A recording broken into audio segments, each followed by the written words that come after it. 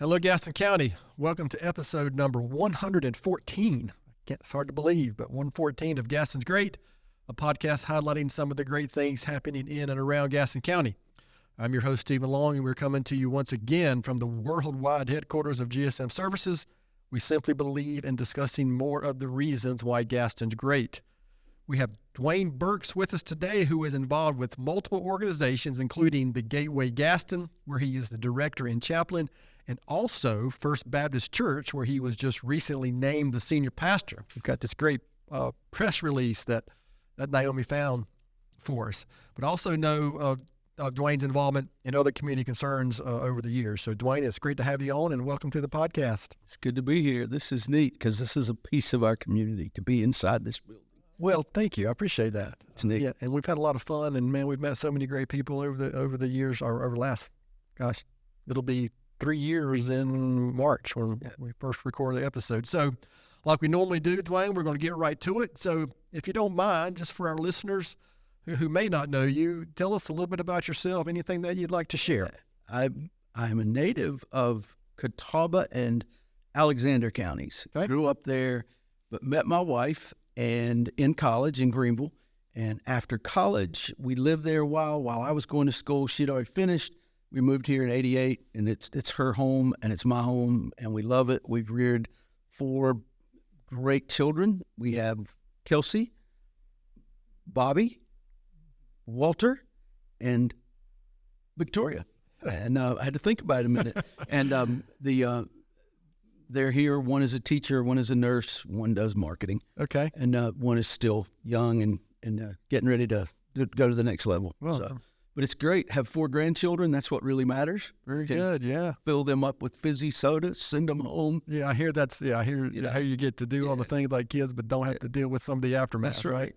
And 2 of them we got like that. Our daughter and her husband adopted. Oh, wow. So we went from 2 to 4 overnight. Okay. So that's special. Really special. Well, so good. That's me. I'm not quite there yet, but maybe in the next few years that could happen. Yeah. But that's a little bit about me. Okay, well, we appreciate that. Our listeners like to learn a little bit about our listeners besides what maybe organization or what specific topic we might cover. So if we can, maybe let's first talk about the Gateway Gaston. I'm a person, just with all of my community involvement, I'm familiar with it somewhat, but probably I'm sure I'm going to learn something today, but maybe our listeners aren't familiar with that. So maybe just what is the Gateway Gaston? Your involvement, how did it get started, that kind of thing, and then we'll just kind of talk about the mission and initiatives for the organization. So when I came in right after 9/11, I lost my corporate job. 1,800 of us were downsized from Citigroup like that. I called my wife. I said, I just lost my job. She said, good. I'm like, what do you mean good? She said, that job was killing you. Oh. She said, you never would have left, so now it's left you. So believe it or not, we ended up with 4 kids, 14 and under, moving to England. Stayed over there for 6 months and did this temporary assignment with a church, and it transformed my life. Transformed our whole family's lives.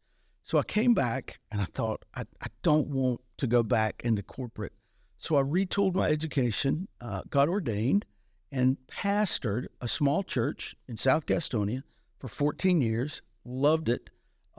Church was struggling, had 7 or 8 people, grew not the typical way. We grew by having, in our basement, we turned that over to another ministry, and they served meals and had a worship service every day of the year. And then our regular sanctuary, we met in that, but then we shared it with Angel Ayala, who passed away just this past year, tragically, got stung by a bee. Just gone at 52 years old. But his church, a Spanish-speaking church, shared the upper half of the building. So we had something happening 7 days a week, 365, and the least of which was the church. So it was really nice. But my season was up. It was time. We were just telling somebody this morning, I just wept when those days were over, but I knew it was time. But during that time, I was working because they couldn't support a full-time pastor in human service at a couple middle schools. Okay. And I loved it. I love middle school. And I grew to just see the great need for human service with dignity in our community. And every time I would go to any kind of meeting, the same answers came, or the same things came up. We need a new resource guide. Well, by the time somebody did a resource guide, it was outdated. So we took the lead. We worked with, at that time, the United Way, with Caramont, with others. We brought in probably 120 people from different agencies, multiple sessions, and we built a primary leadership guide. And we made the commitment to sustain it. And that launched the Gateway. So now, if a person has a need, a human need of any kind, how to get a bill paid, what to do if I lose my job, anything, they can go to the Gateway. They can either text us or go to our website, gatewaygaston.org, and within 90 minutes, they will hear back. And we will, with dignity, try to connect them. Okay. Now, that has revealed to us a lot of gaping holes in the service systems, and that's part of what we advocate for now. And we're about, I hope February 1st is the launch date to launch a new pilot.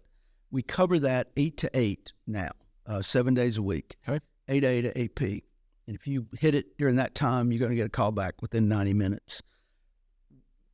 We are going to launch a new program in large part to help our law enforcement, so they have help overnight. You can hit your phone, go to the website, and you have a chat bot there. It seems like a live person who will walk you through it and give you the answers you need. And if you need a live person, you hit another button, 90 minutes from 8 o'clock in the morning, you'll hear back. Same thing, but it'll increase us from 12 hours to 24/7. Gotcha. So that's where we're headed. The good thing is it's all virtual. We don't need offices. We don't need big staff. We have one part-time staff, and I work there on a stipend basis.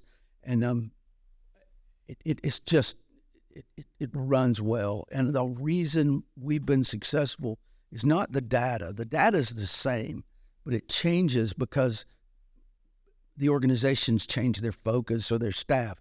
We've tried to do this relationally. So when Jane changes jobs at this agency, we know it and we get our information updated.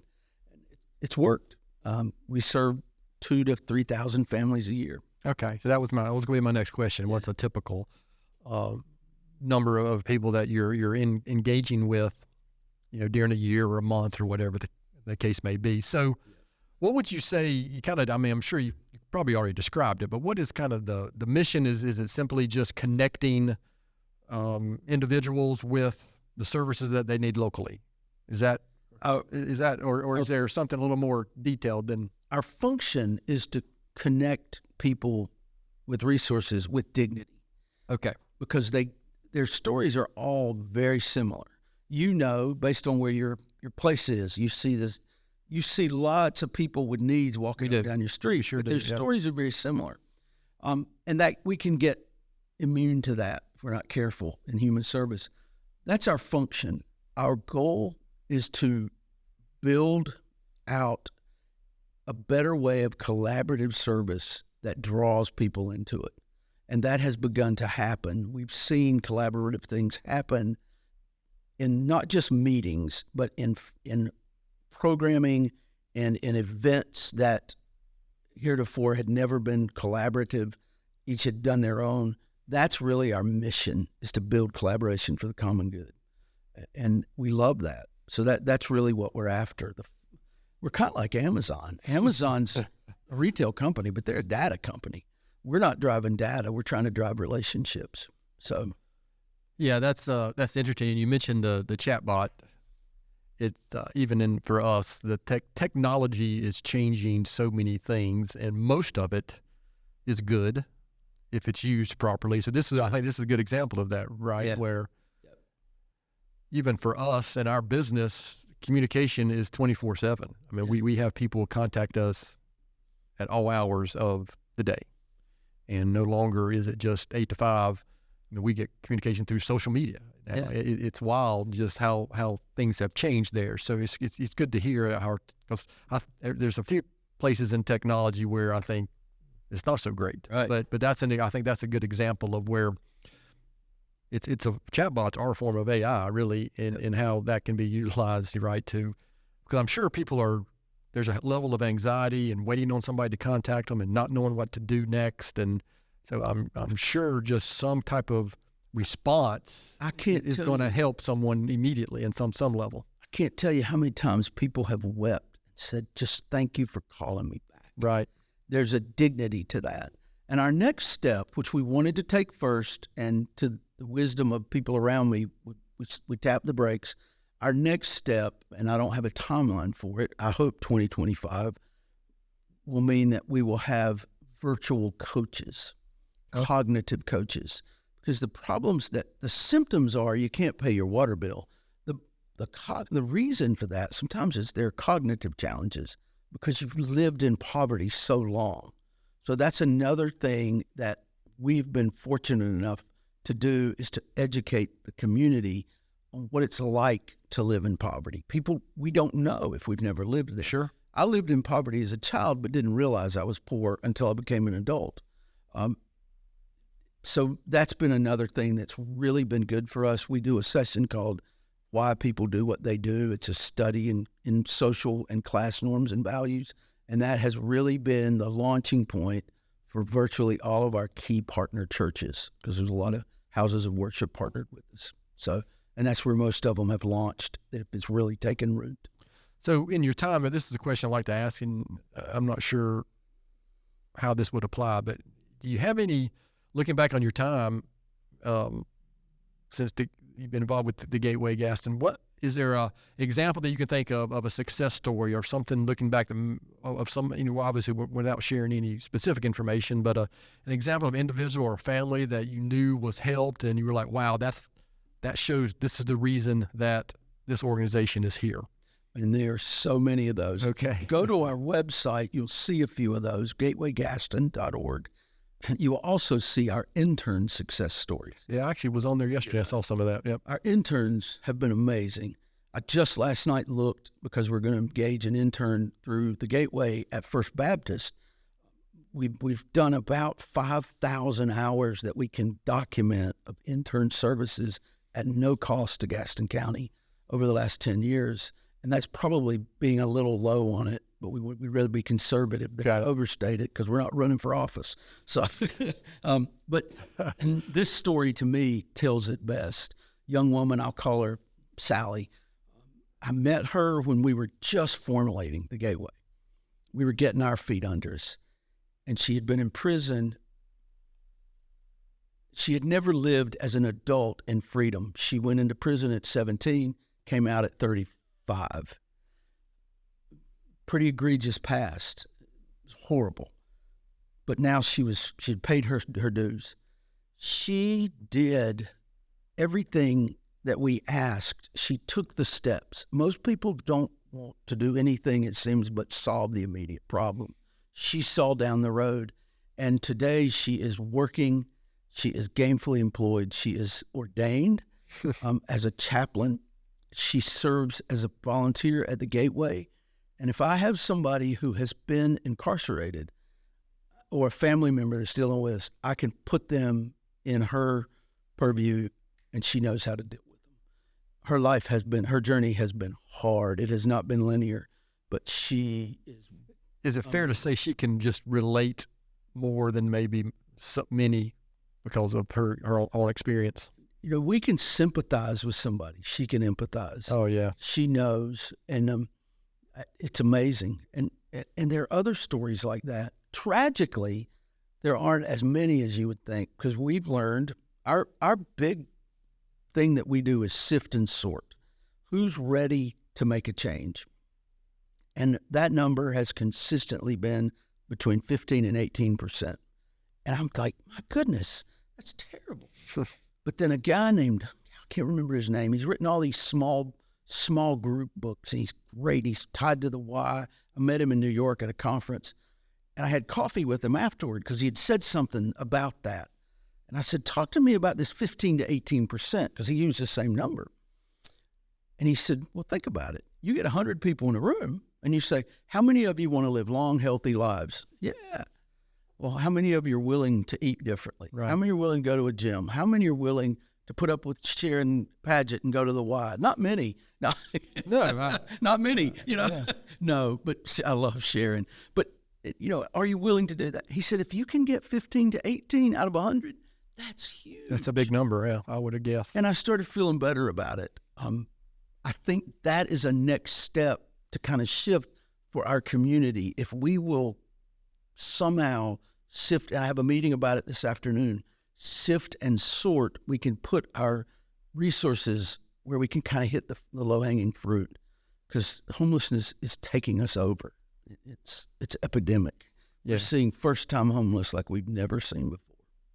Yeah, and as you said, we have 2 locations here, and then West Gastonia on the corner of Airline and May Street. So between here and there, and we see it. Yep. I mean, I'm seeing it every day, and I'm not sure a time frame or a trigger point, but maybe it's COVID, or maybe I just became more aware of it because of my community involvement since then. But it does seem to be different since that time period. And to your point about change, my experience, is so many of us, we want the results from change, but we don't want to do what's necessary to bring about that change. And even in my own life, there's so many things that, there's some things I'm really good at and have changed a lot of things, but there's another group that I just haven't done what's necessary, even though I can see how those changes would be beneficial, and not just to me, right? It's to others around us. So that's right. So kind of a similar question, Dwayne. Is there something you would say that you're most proud of accomplishing through the Gateway? 2 things: the dignity with which we've tried to handle everybody. In the last 18 months, I've had two clients that have escalated to me that were struggling. They didn't feel like they were dealt with dignity. I'm proud of that, because that means Fran on the front line, who does this every day, is keeping the faith, because she's dealing with everybody. But that's special to me. The other thing I'm really proud of is the odd collaborations that have emerged, like the one at First Baptist, the Gateway, and Hunter Huss that you're going to talk with Coach Phillips about in a few weeks. That kind of thing is what charges me up. Yeah. Maybe so you at the risk of getting off track and at the risk of my Methodist background, let's talk about. Let's go ahead and talk a little bit about First Baptist. So there seems like, and obviously we made in your introduction, we talked about you just being recently selected as a senior pastor at First Baptist. But sounds to me like there's some unique things going on. So I don't want to give too much away, because we are going to talk to Troy, who I've known for a very long time. I coached his son, years ago through First Methodist Youth Sports. Wow. It was a blast. Was he a baller then? Because he's a baller now. Yeah, he was playing. Maybe he was the youngest on the team. Maybe even an age group. He should have been an age group below, probably. Yeah. But he played on my team with my youngest daughter, and we, thanks to him and a few other players, we were not dominant, but it had nothing. I'd assure you, it was not the coaching. It was purely the players, which at that age group is typically the way it goes, right? But it's a great family. So just kind of tell it. What would you like to share about what's going on there and some of those initiatives, and maybe just touch on what I'm going to be talking with him about in a few weeks. Well, one of the things that emerged through my relationship with the Gateway and with First Baptist was I heard through a friend that Coach Phillips at Hunter Huss would love for his young men to go to church. They didn't have the opportunity. I think about half of them don't live with a parent. And then he told my friend, he said, they're all African-American. They're all AB students. And my thought was, I kind of know Troy. Let me reach out.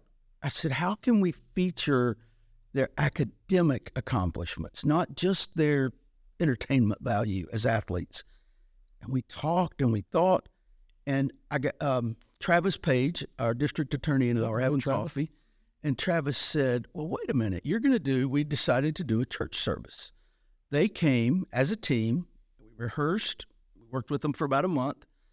And they led every component of the service at First Baptist, the call to worship, the prayer, we did the prelude at First Baptist on a snare drum. I'm just saying.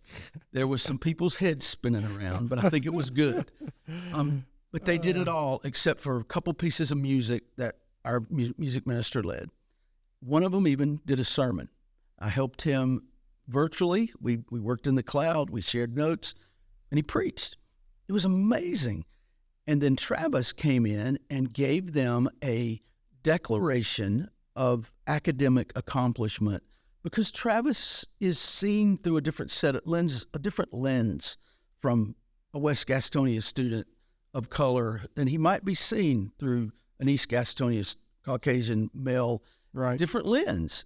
And it really meant a lot to the team and to me. Those kind of collaborations would not have happened without my Gateway footprint, I guess. Gotcha. So, and what's happening at First Baptist, the few times they've been without a pastor recently, they would call on me and I would fill a pulpit and help. And once I even got somebody to speak for me at my church and went over and helped just on a Sunday because they were really in a bind. And Stephen, the previous pastor, I'd helped him do some funerals. He had a wedding and a funeral on the same day. So I had some relationships. They asked me to fill the pulpit. So I did for 6 months, turned into a year.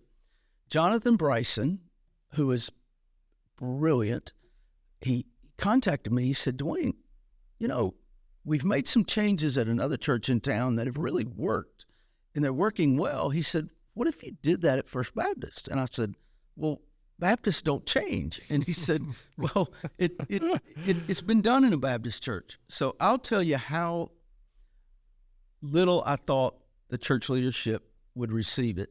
I did my first draft of a strategic plan using artificial intelligence. I didn't want to spend a lot of time on it. Well, I kicked it out to our leadership group, and they bit. And I'm like, wow. So Jonathan and I worked pretty hard from that point, put together a 3-year plan that is so different than anything that's ever been done at First Baptist before. Not to the eyes, the service is the same and all that, but strategically engaging in a different way. Understood. And I'm excited about it. He is 15 hours a week. I'm 20 there. We continue to do other consultative work and Gateway, but this is my primary focus, his primary focus. And we just started this week, but already we have an opportunity that came out of a Gateway relationship. We'll be meeting tomorrow with a group that wants to do some space share, and they're serious about it. Well, this could put hundreds of people on our campus each week. Jonathan and I could serve as chaplains to those folks and get to know them, build relationships, but more importantly, I could develop lay chaplains within the congregation, and they take that role up. Understood. So it's about relationships. Can you share real quick I read the press release, but for our listeners, can you share kind of who is Jonathan and what's that relationship? Yeah. Jonathan is a guy that I met 10 years ago. Not even sure how I met him. Lives in Gastonia, I think he's in the historic district or just off. He called me about 5 years ago, well, right before COVID. He said, Dwayne, I want to be back in Gastonia. He said he was working in academia in Charlotte. He said, I want to be there. He said, that's why we live there. We want to serve the community. I said, Jonathan, nobody can afford you. You're an academic. He said, don't worry about money. I'll work that out. Well, that's music to my ears. Yeah. So I reached out to a couple pastors, told them about him, and one of my Gateway partner pastors at New Hope said, let's talk to him. Well, they ended up bringing him in. I really think they budgeted him in a secretarial role to get him on the staff as an on-staff consultant. And this is amazing. During COVID, Jonathan helped Brandon helped Jonathan, their congregation. They went from upside down financially to right side up. They grew in numbers during COVID.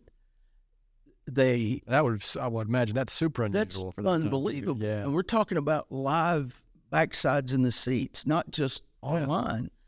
And they went from, Jonathan has a program he developed that he calls 6.5. You really only get people about a half day a week, really a couple hours is about what you get.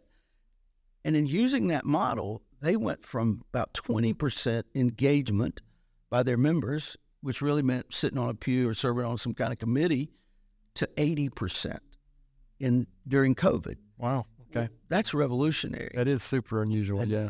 Our hope is that at a church like First Baptist, what's called a big steeple church, that we will see similar results and that we will truly become a formerly unsafe place. We will morph into a safe place for the marginalized, whether that means homeless, whether that means senior adult, whether that means person of color, whether that means LGBTQ+, they will be safe in a big steeple Baptist church.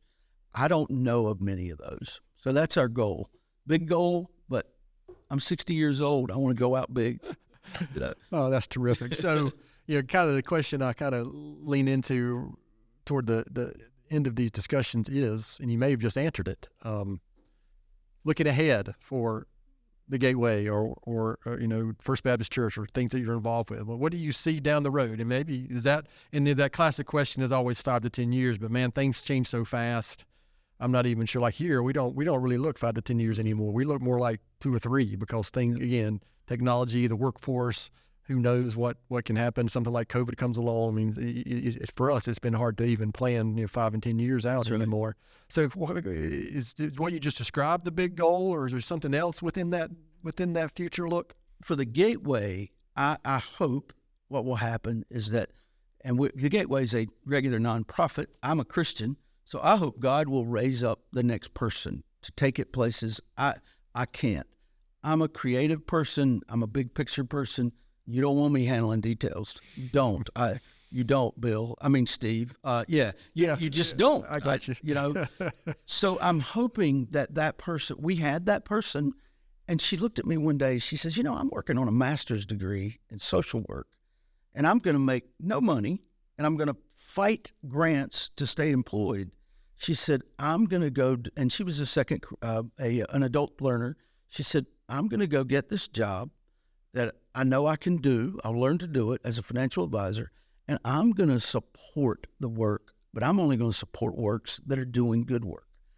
And God bless her. That's why we were interning her, so she could make that decision. But I'm hoping that person will raise up, and I can fade away from the Gateway and not be we have a truck manual. It's a manual that says if Dwayne gets hit by a truck, here's what we do. Sure. I'm ready for somebody to take that, but not without the truck. Without the truck. I don't need the truck. Right. But, we are relocating after 32 years. We're moving 9 miles out to Crowder's Mountain. We have to build a house. So we sold our house. We have to be out January 30th. The truck won't get me. What will get me is my wife. We're going to live in an RV for a year while we build. So I may be at your house for a place to sleep. Bless you. All right? Yeah, bless you. But that's part of the Gateway, is to see that go places that it's poised to go. We had to build it while flying the airplane. Back in the Y days, we were raising $200,000 a year. It was tough, but it turned out to be the best thing. It gave us a good footprint. It gave us great credibility, and we love that. I love the Y. I love Sharon. As hard as she is to love, I love her. Love working with her. When your Cher is the only 3-time guest of the Gaston's Great podcast. You probably spent the first one just listening, But yeah, she's awesome. Great, yeah. But for First Baptist, the best way I know to describe what I hope will happen is this piece that we start today at First Baptist. Today, at our family feast, Wednesday night meal, we have about 30 minutes a week to share, to teach. Jonathan's doing a noon Bible study on Wednesdays, but I do the evening one. Tonight, our activity will be to begin looking at the relational interactions of Christ in the Gospels. Who did he scold, and who did he especially bless and encourage? What we will find is he had a lot of harsh words for the religious people. Sure did, yeah. But he blessed the widow. He blessed the prostitute. He blessed the marginalized. So once we have adequate time to study that, And subsequently, on Sundays, we're studying and learning who God is and what that means. Because I never knew until finally it hit me in the head what grace was all about. But while we do that, I hope 7, 8, 9 months from now, and we already have the artist chosen, he's given us a price, that we will be able, as a church, to bring in or to work, do an activity where we identify all the marginalized groups we can think of. Maybe it's people with physical infirmities, people with motor skills, people in the LGBTQ community, transgender, whatever. And then as a church, we go through each one and say, okay, this marginalized group is older adults who are losing their mobility. Are we going to embrace them or are we going to tolerate them? This group is LGBTQ. Are we going to embrace them? Are we going to ostracize them? What does it mean to embrace them? Because what does that mean? As we decide with God as our guide, we lay those in a stack. And maybe we'll have 25 that we've identified, groups, all kinds of marginalized groups. This artist, Don Heineman, has told us that he will build for us, and I thought of this table that we're at when I saw it, when I had this idea. Because those who don't know, Joel told me this is from the original workbench that your dad used. It was a work table that Dad had used for sure. Yeah, it so sure is. What I've asked Don to do is when we're ready, we'll give him those names of those groups. He will build for us a table that incorporates the identities of all those groups in the table somehow. And that will become a permanent fixture as part of First Baptist to remember that, yes, we're Big Steeple Church. Yes, we've been blessed, but Jesus hung out with the marginalized. And we want First Baptist to now become a place where, however you're marginalized, a lot of people have been marginalized by religion, a place where you're safe. That's my goal. That's my heart for First Baptist. Well, very good. So, yeah. Well, good for you. And, you know what, and good luck. That is a big, I don't want to say unfortunately, but that's a big vision. Right? It is. And it's a good vision. Well, and the fact that First Baptist called Jonathan after 149 years as their first ever African-American staff member is a big deal. Right. That's a big deal. It excites me. Good. I think the flip should be switched. He should be the pastor, and I should be the associate. But it's age, you know. Yeah, absolutely. So, I'm with you. So, we do like to kind of shift gears, but before we do that, each episode, is there anything I haven't asked or should have asked? I mean, before we finish, maybe you'll get the last word on any final words before we close out the episode. But is there anything I haven't asked that I should have? Anything you'd like to share real quick before we kind of shift gears to these Gaston County questions that we subject our guests to? It's been great. I've kind of watched Naomi's expression, and I thought if people listen with the same intensity you do, they're going to be excited about what we're talking about. Well, I appreciate the platform. I know I've shared, Naomi, I've shared this many times on this podcast and with many people. Naomi is one of the most faithful persons that I know. Yeah. And she has been quite a blessing to our team here and GSM and our customers. So, yeah, and this type of topic I would assume is right down your alley, so to speak. Yeah. Yeah. I'm going to recruit her. I don't know where you're involved in church and religion, but I'm going to recruit you to help. So it's collaboration. It's not stealing. Absolutely. So, yeah, but thank you for the platform. Sure. So we're going to shift gears, and I do subject all of our guests to these Gaston County round of questions. So today I'm really going creative with the name. It's going to be the Gateway speed round of questions. Is that a good? That's really creative, isn't it, Naomi? So the views represented are from Dwayne, not the Gateway. No. That's for my board. Dwayne, a couple Gaston County questions. You have a favorite Tony's ice cream flavor? Butter pecan. Oh, yeah, that's good. Sundrop or Cheerwine? Sundrop. Favorite local restaurant? Kyle's, but if Groovy Beast will open and put my picture on the wall, Aaron and I will talk again. That's good. How about favorite outdoor activity in Gaston County or favorite park or something like that? Oh, Crowder's Mountain. Yeah, Crowder's is great. Yeah, I'm up and down Crowder's when my knees aren't acting their age all the time. How about, is there something you could share, be willing to share that very few people know about you? I'm an open book. Okay, a couple things. One, I have had type 1 childhood diabetes since I was 6 years old. Oh. Thus the apple juice I have with me. My sister, since she was 2, my sister has 7 children, which is a miracle for anybody, let alone type 1 diabetic. Oh, wow. So that's something a lot of people don't know. Okay, Yeah. very good. How about a book or something you could recommend to our listeners, or a blog? I even talk about blogs or other podcasts or articles or something that you could might recommend to our listeners. I would beg people, come to my Facebook page and look at the album I have. I put a review of every book I've read, and I read 96 books this year. I love to read. Good for you. Wow. I've embraced the audiobook finally. That's helped. But for people who care about social homeless issues like that, there's a book called Evicted by Matthew Desmond. It's great. If you care about the what I call the struggle of religion, there's a book called Tired of Trying to Measure Up by Van Vonderen. It's great. But I could talk about books forever. And as far as podcast, my nephew has a podcast called True Crime Guys. It's amazing. It's produced right here in Gaston County. Oh, wow. It's my wife and girls are big true crime podcast listeners. I might have to. I don't know if they're aware of that one. It's not my genre. Yeah, because me it's neither. but it's really cool. I'll go to sleep with headphones because my brain never stops, so that helps it stop.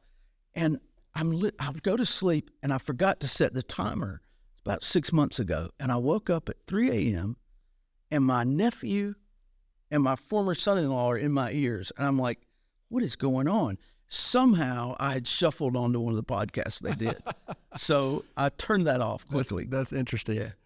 Yeah. I mean, I'm a podcast. Like I'm in my vehicle now, or I'm running, whatever. I'm a podcast guy. So, matter of fact, that's kind of what led us to doing this. Is I'm just such a fanatic about podcasts. For me, it's spiritual, business, leadership. Just all kinds of different. And you can find there's a podcast on every topic imaginable. I love The Moth. I love Snap Judgment. I love This American Life. Anything stories. Yeah, absolutely. Stories are where you learn. So listen, I appreciate that, and I appreciate you indulging us on those few Gaston County related questions. So we're going to kind of head down to land this plane for us today, but a couple more questions, and then we'll finish up. Make sure our listeners know how to find more information out about the Gateway and things that you've got going on. But remember, this is a podcast about Gaston County and the good things happening in and around Gaston County, which I think there are many. And, so unfortunately, sometimes you have to go searching for them because, nobody,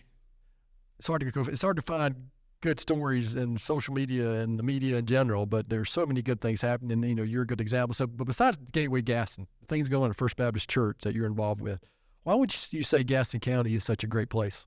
The people. I know everybody says that, but I've embedded in West Gastonia for 35 years now, and I've met the most amazing people.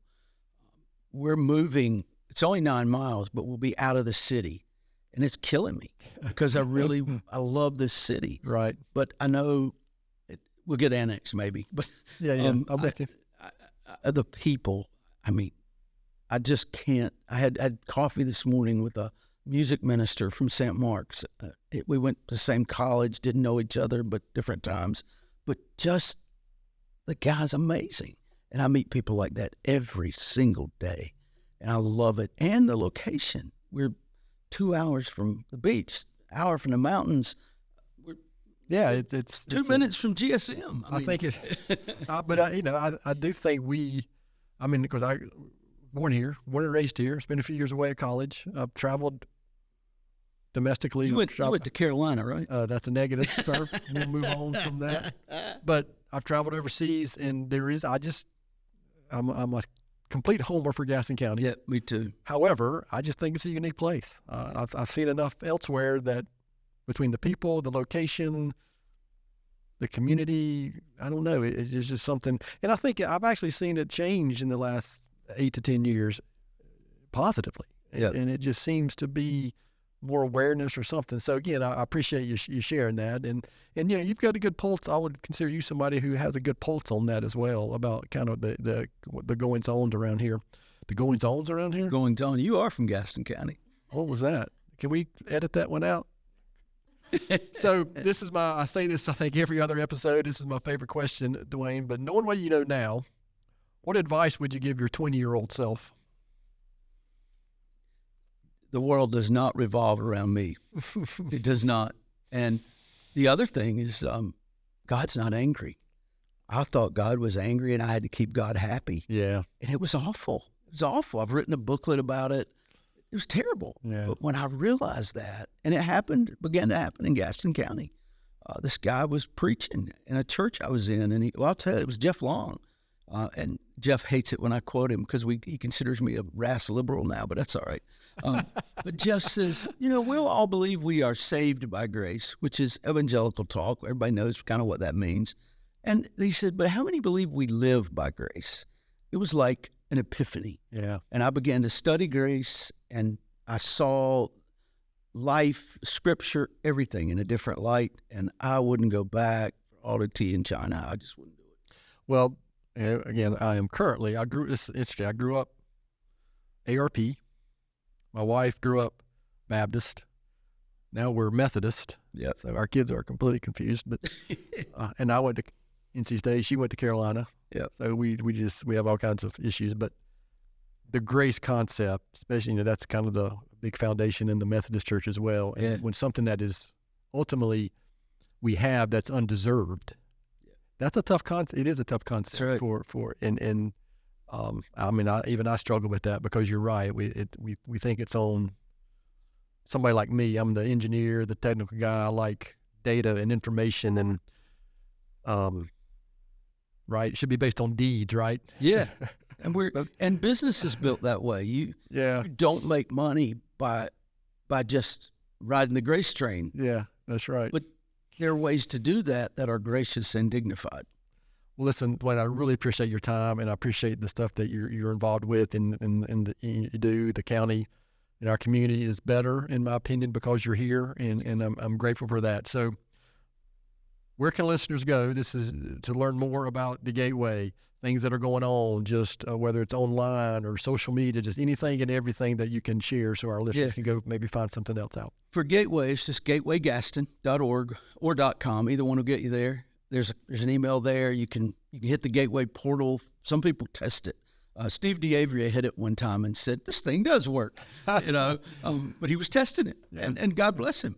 But so gatewaygaston.org. If you have church concerns, things like that, you can call our office. Our website's being upgraded soon. Okay. And it's there, but they got to get my data on there. But Alice at the office has been there 39 years. She knows everywhere I am, where I am, and what I'm doing. And then I would say the other place, believe it or not, is my personal Facebook page. Okay. It's a madhouse. It's about dad jokes and puns. And I'll get introduced to speak somewhere, and I'll think they're going to talk about my credentials or this, and they'll say, this is Dwayne Burks. He's here to speak. Go to his Facebook page because it's nuts. I'm like, wow, that's great. But yeah, and there's stuff there. So well, everybody here at GSM will tell you that I'm all about a good dad joke. Oh yeah. In fact, our on hold messaging is me telling dad jokes. I'm going to call and hold just to listen. And we change it, and we change it every month. So I hope we change it for January. So when does a joke become a dad joke? When my teenager gets a good eye roll from my teenager. When it becomes apparent. I can't believe I fell for that. And I'm the professional, Naomi. I'm thinking he knows this one. Actually, you know what? The second I said that, I didn't know that one, but you got me good. That's good. So, again, I appreciate you sharing that. I appreciate your time today. And like normal, I'm going to finish off with my own book recommendation and my thought for the week. I just happened to finish this book over the weekend. It was one I got was given to me for Christmas, and maybe somebody was trying to send me a message. I don't know. But the name of the book is by Will Bowen, called A Complaint-Free World. And it's a good book, but it's built around a concept where his organization is trying to help the world become complaint-free, because so many other things come with complaining too much. So maybe somebody was trying to send me a message when they handed me that. So anyway, you take that for what it's worth. Now, my quote for the week, I was intentional about it because I assumed, knowing things that Dwayne has done and what he's involved with, I picked a quote on collaboration. And he has used that word multiple times today. But Mother Teresa had a great quote on collaboration, and she said, "You can do what I cannot do. I can do what you cannot do. But together we can do great things." So I think we had a little more of that going on in everything we're involved with, because nothing really gets done typically solo. I mean, it just doesn't. Every successful endeavor, organization, business, whatever, it's always more. There's always multiple people doing good things together. And even when you see these most successful people you think have done all these great things, it's always a group that have helped them get there. Again, I just don't believe there's such thing as anybody solo. Even something we've talked about here. You know, we haven't shied away from talking about our religious beliefs here, and even Jesus had the 12 disciples to go out and share his word. So again, take that for what it's worth. So again, I think collaboration is something that is just super, super important for things to get done here, not just in our community, but anywhere. So to our listeners out there, thanks so much for taking the time to listen to today's episode. Please continue to spread the word if you can about the podcast. And please don't hesitate to contact us here at our email, which is podcast@gastonsgreat.com. We're always looking for suggestions for future podcast topics and guests. You can find the podcast and subscribe at our website, gastonsgreat.com, or anywhere you listen to podcasts. And please follow us on all our social media platforms. And apparently, as Naomi reminds me, give us a good 5-star rating. That helps get the podcast noticed. Thanks again to Dwayne Burks for being our guest today. Gaston's Great is produced and brought to you by Naomi Hunt and Amy Anderson from GSM Services. I'm your host, Stephen Long. Thanks again for hanging out with us, and please keep coming back to hear more reasons why Gaston's great.